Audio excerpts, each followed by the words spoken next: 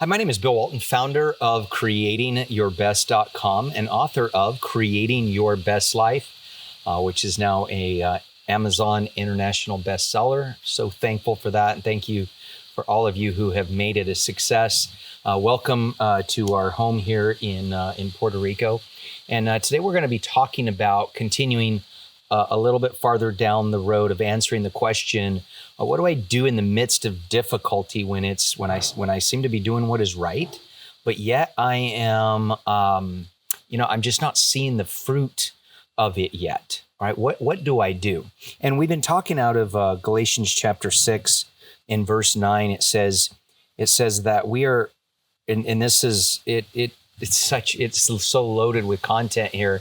It says, do not grow weary and discouraged when you're doing what is right, because in the right season, you will have a harvest. You'll harvest if you do not quit. And so we talked about how the first thing you've got to do in the midst of when you start first getting those thoughts of, hey, I've been doing this for a month. I've been doing this for 6 weeks. I've been doing this and it just doesn't seem like things are changing. Or I've been doing this for a year.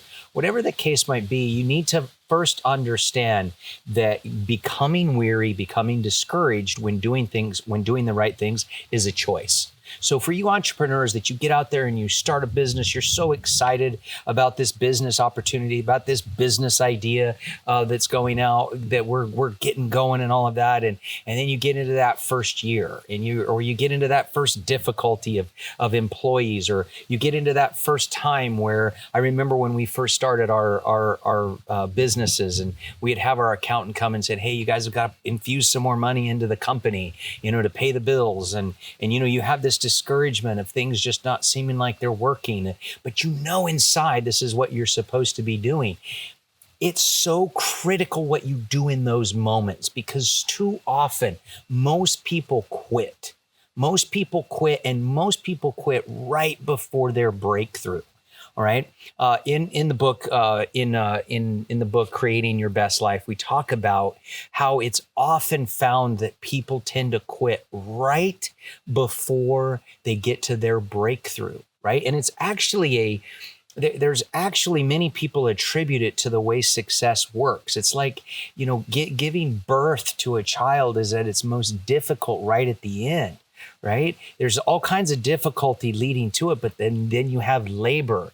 Right. And often that is just the reality with the way things work. And so often people quit right before their breakthrough. And they say, well, it's just that it just wasn't meant to be for me, or this is just too hard, or whatever the case might be. Listen, to create your best life, you have to become rooted in the idea that I am going to have opportunities to grow weary. I'm going to have opportunities to get discouraged. I'm going to have opportunities to quit. And my foundation, what I have to come back to and root my mind is coming back to what God teaches us in that moment. And he says, hey, listen, I got this. Don't allow yourself to become tired. Don't allow yourself to become discouraged, because in the right season, you're going to have that harvest if you don't quit. So getting our minds where we understand that it's trying to lead me that way, but I capture those thoughts. Now, that was the first thing we talked about. But now what do I do? Right? It is critical that you refocus your thoughts back on your vision. What is that you see happening? Allowing yourself to refocus again on what is it that I'm expecting to take place in my life. I use the example of growing up on the farm. We plowed the field, we put seed in the field, we then began to water that field. Well, what was the expectation? What am I expecting to see? I'm expecting to get that harvest of sweet corn or whatever it is that you're growing, right? Get my mind back on the vision, right, of why I started what I started. Keep myself, and one of the things we talk about in our creation sequence that we teach you to repeat every single day in your creation sequence is that you allow your imagination, you focus your imagination on what the outcome is that you're expecting. Allow yourself to sit there and imagine that relationship being healed. We had a testimony just recently that came in from a wonderful, wonderful gal who her family relationships had just been awful for so long. And yet another very difficult thing came up. Well, what she did is she changed her focus, right, in her imagination, and she allowed herself to really begin to imagine the correct outcome. And that led to the proper activity that led to reunion in the family. Okay. Now, once again, if she would have continued to just choose to focus on the negative and what things had done in the past, then the outcome would have been that. But remember, as we teach you in creating your best life, remember that it's your choice whether you get weary or discouraged. Don't continue to do what is right, because you will get that harvest. So set your expectation again. Set myself on what I envision. What do I imagine? Put myself back in that place of envisioning the harvest of a successful business, successful relationship, my life having the eternal impacts of leading people to Christ. All of the things that make up your best life. Allow your imagination to go there again. And what that does is it recenters. The Bible teaches a principle.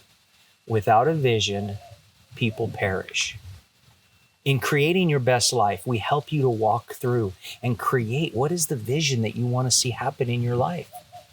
Those that have been truly successful in life, this over 2 decades worth of research that I've done, the one common thing that they all had was they allowed themselves to get a clear vision of what success in their life looked like.